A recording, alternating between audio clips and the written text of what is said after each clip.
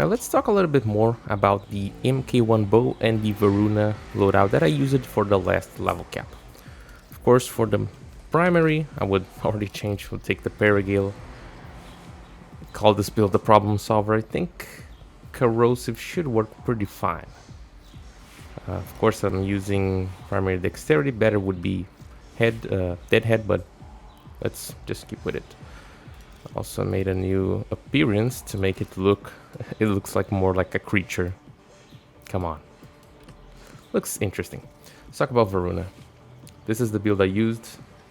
What I would do, really, I think combat discipline would be the ideal to use with her, but at the same time for a heavy attack build and powered blades is just so much better. And its status chance and status damage on the heavy attack. And the thing is, I really had no idea, well, let's say I didn't have the perfect idea of how Shroud of Dynamite worked. And the thing is, it buffs your weapon. It sets their let's say the base stats to 100%. But if you have something that's above that, it's not gonna work. Here I have only the Riven, which has status chance, heat, and it's critical damage. So even with the base, like, as I said, it turns into 100%. So we're critting every time, we're getting guaranteed slash procs, and our status chance is set to 100%. So every time I hit, either I'm gonna get impact puncture or heat, and the guaranteed slash. So I could have focused, I think I could have focused a little bit better than what I did. Let me take a look on the build. Kinda. Maybe I don't even, maybe just the getting crit was not even worth, because I would already having guaranteed crit. I'm still not sure how it works when you go above, and how your mods are gonna work with that. If the like 100% is becomes like the base. Of course, I don't think the mods are gonna be scaling off 100%, but let's say we get a good amount of crits. Let's say the crit chance, we get the combo counter up. I'm gonna do that and then we'll test a bit. Okay, 12 times multiplier again. Every hit has I think it's probably around the 80% crit chance that I'm getting. Something like that. It's pretty close to 100, but I don't think it's above 100. Not really sure. Just forgot the map. So yeah, you can see that it's setting it to a flat 100%. So going over, because we're not getting orange crits. If we were getting like 100% plus what we have from modded, which would be around, I don't know, 70%, we would be getting orange crits. But it really, probably the best thing to do here is to just get the crit chance. I mean, for the MK-1 bow, okay? I'm not saying to other weapons. In this case, would be just better to don't even use any critical chance mod or status chance mod, and just focusing on that. That's what I'm doing. But it's a very specific situation, okay? Don't generalize it. Don't think it's for every weapon. Of course not. Different weapons are different scenarios, and we would have to study them and see how they would work. For this, what I could do is to drop Blood Rush. Gladiator Might is okay. We could focus a little bit more on crit damage. I don't even know if there's, yeah, it's probably not even another way to get crit damage here. Yeah, it's a little bit harder, but we could then, who knows, more base damage. Why not? Combo even more. Feels like it would be pretty decent. Not saying it's the best thing, because we're mixing more of the same, but it would be decent, I think. Yeah, I think this would work a little bit better. Let's talk about the build again. Powered Blades is great. Maybe with Combat Discipline and Arcane Avenger, we could, of course, now that we have Prime Pressure Point there, we could drop Fury. Maybe we can now achieve Orange Crits? Orange Crits? Let's try. Okay, with our Shard of Dinar buff, could we? Nope. Huh. So it's really set to 100%. It's crazy. This could be so good. In theory, we would be sitting at 145% crit chance, something like that. But seems like the Shroud of Dinar applies after everything. Did I saw orange crit there? It's really hard to tell. You should have see orange crits much more frequent, but we're not. So really, using our Avenger with Shroud of Dinar is not gonna work very well, unfortunately. Okay, then do we have anything that works well with damaged? Okay, Guardian, damage, decent health regen. Could Discipline trigger this? There we go. Arcane Grace.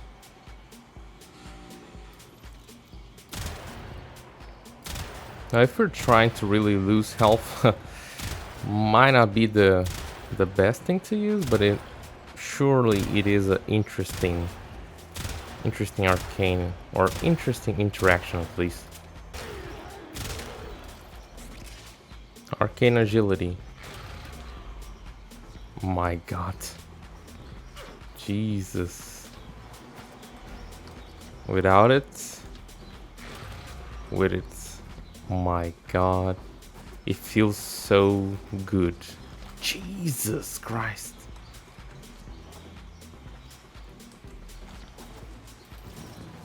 You're really just doing a lot of testing here. This is it's a lot of the stuff that I do on a regular basis, just on a video now, you know. So yeah, Combat Discipline would be interesting. For the Arcane, not sure. Maybe it would be worth using something for the damage to really get the Combat Discipline going. If not, could just keep like Fury, but you know, I already got it there, so not really sure. Maybe keep Avenger for another weapon, but I'm really not sure. Even Mode to Reconstruct could be interesting. So I don't, let's say I don't lose too much health. I don't know. It's really gotta think and do some more testing.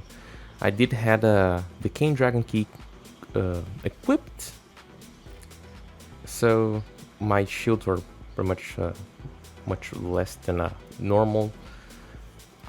Dave actually commented about changing the helmet for Condemn. I think it could be really good actually, because the way I have this set without Brief Respite, things of Fresh will 2 casts won't actually. I don't think 2 casts are gonna bring it up to what I need. I think it's maybe 73 shields that I would have with the King Dragon Key equipped. Let me check.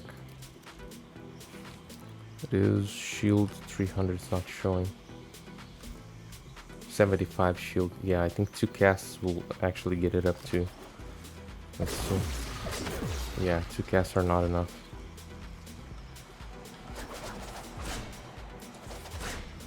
Even more that I spend shields and I'm using the heavy attack because of the. Oh, I'm not using hard blades now. So 2 casts of this wouldn't be enough. Really, Condemn would be a very interesting amount of CC and getting the shields back. I think it could be super interesting to have that. Yeah. Okay, I think this is as much I would change her builds. The frame build. Really, the Arcane, I'm not sure. I would really love your suggestions from you guys. Even mode augmented to get some more damage could be useful. So many arcanes that could be used. Alright. Perigale done, Epitaph. I'm doing the change that a good sir commented on one of the videos that I forgot his name, but it's not on this build that I have duration. It was on the compressor build. I used compressor because compressor can apply status pretty fast. So I had maybe a special build. Where is it? It was just heat and viral. Or have I changed already? I think I've already changed it. He said I should change the duration, status duration, instead of Perpetual Agony, which I had for Augur Seeker. He was right. But it was probably not even on a build like this. It was another build. I just can't remember which one. Maybe with the Tysus. Bruh, I'm just mixing so much stuff now. Oh, no, not another one. Yeah, I don't even remember now.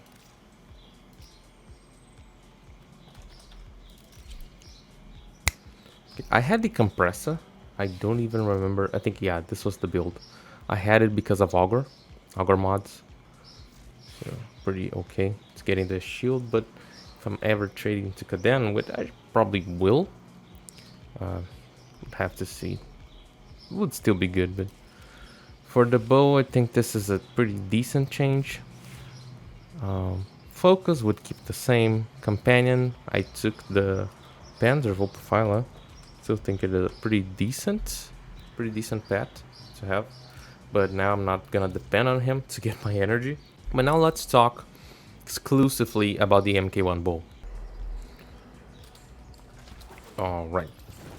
So it's been a while since I wanted to take a MK-1 weapon to level cap, and I thought like, I've seen people taking like the kunai, even Matrix did the kunai. I think he probably did a bunch of weapons.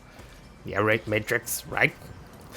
Let everyone know in the comments. So he taken a bunch of weapons onto level cap, like the MK-1 ones. I think I've seen Dystopia doing it too. But I don't remember anyone using the MK-1 bow, not that I've seen. So I thought, why not take the MK-1 bow? Stats are terrible. So I thought like, this thing is probably so bad, so bad, that I'm not gonna be able to actually get let's say good, to get this to work with viral. It doesn't have slash, so maybe working with viral. But I thought that this thing is so bad, it's not even gonna work with viral. That's what I thought. But I actually ran some tests, and I think this will work pretty fine with viral. I started searching for a frame, a enabler, let's say, a frame that would allow me to bring this to level cap. So at first I even tried with Ash, but it would not. Maybe Ash or Revenant. I tried Heat Inherit.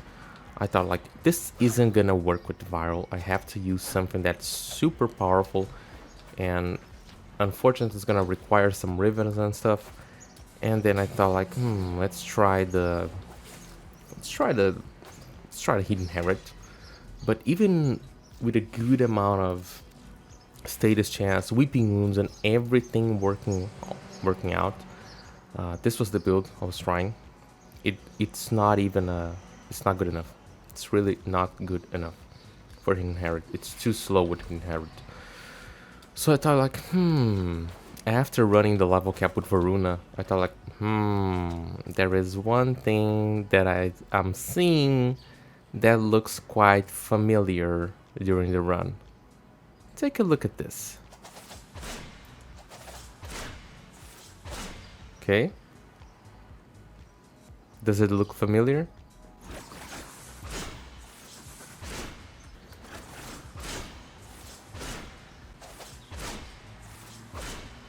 exactly. Polearms, staffs share the same heavy attack animation. So that means the second heavy attack is able without much problem to hit headshots. And if you saw my the Arthuss Prime video, you saw a 10 million hit on a headshot. So maybe the MK-1 bow isn't that bad. I actually gave it a test with Ash. And now I honestly think this thing will work with Viral. And that's why I have this build right here. It's to work with Viral. And I think it will work without much problem if you use Eclipse. Decent amount of strength and Eclipse should work. Against unarmored targets, it should deal a pretty decent damage. Yeah, of course these are not Steel Path, these are not demos, but I was able to get, I think, over 1 million damage with the second heavy attack from the MK-1 bow. So, I think that in a pretty decent Riven, something better than what I have here, probably crit damage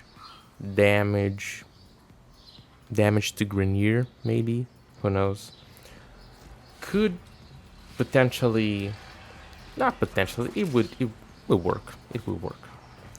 I thought it would need much more stuff to deal with level cap, but it really doesn't. So that's how I see the MK-1 bow now. I think it probably will work very well on against level cap. Another thing that I think I need to explain, which might be a little bit I don't think I talked about this on any of the videos. It's how I was using the MK-1 bow with Varuna and the whole applying status and stuff, because I really wasn't using the compressor. I just wasn't.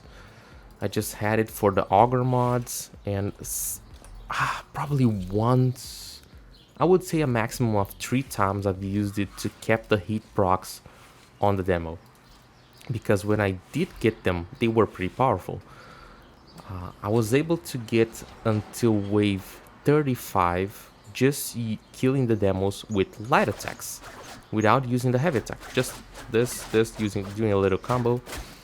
And because you need to get the Shroud of Diner right, you need to get the attack to get the buff.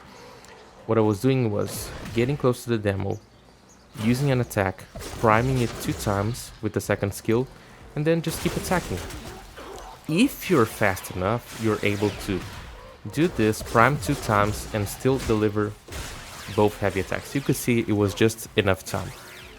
Like I had like 0.2 or 0.1 seconds left after the heavy attack. So you do have some room if you get everything right. Now the best tactic, let's say, to have it, and that's what I was using more towards the later waves, the later rounds, was to wait for the wave, the Demolist wave, to pulse.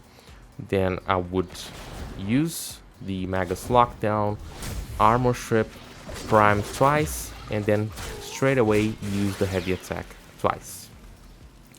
And yeah, that's what you could see closer to the finish, to the end of the run. And that worked just fine. Only for a few demos where I wasn't really able to land the second hit properly were the times where it didn't work out very well. But again, to have the Shroud of Diner, you have to actually land the heavy attack. So yeah, it's a so interesting frame to use, but she really has little to no room for error. If you don't get the things right, you're gonna miss a ton of damage, because Shroud of Diner is crazy. So if you don't get it right, you're gonna miss a lot of damage. Also, from her buffs, her passive, I usually kept using more the first one, because the parkour velocity. One thing that no one talks about a lot is that getting to the demo very early gives you a absurd advantage. The earlier you get to the demo, less enemies gonna be around, the more time you're gonna have to kill him, and especially until enemies get to you. and especially Varuna, because you get invisible, but during the cast of her 2, you see that there were a few frames, or the time that took me to get to the enemy, I was visible. And the same happens with her 4th ability. You're visible for those frames where you're flying, where you're jumping to enemy. So those are all frames that enemy can be just... he will just start paying attention to you. That's just how it goes. And so it's pretty crazy, and Varuna is really in a lot of danger.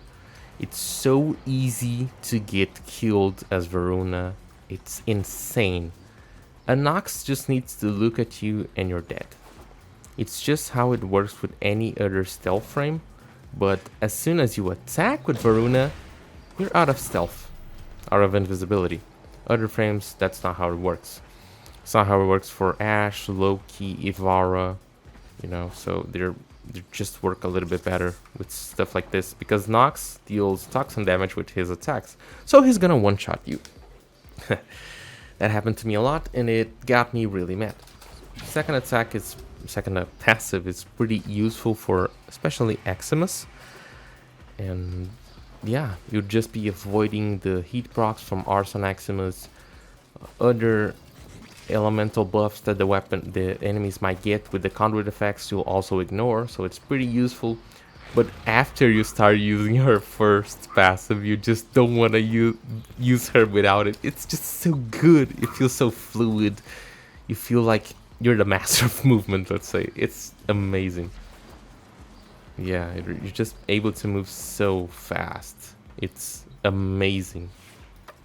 If she wasn't so hard, let's say, to use, I think it's solo, it's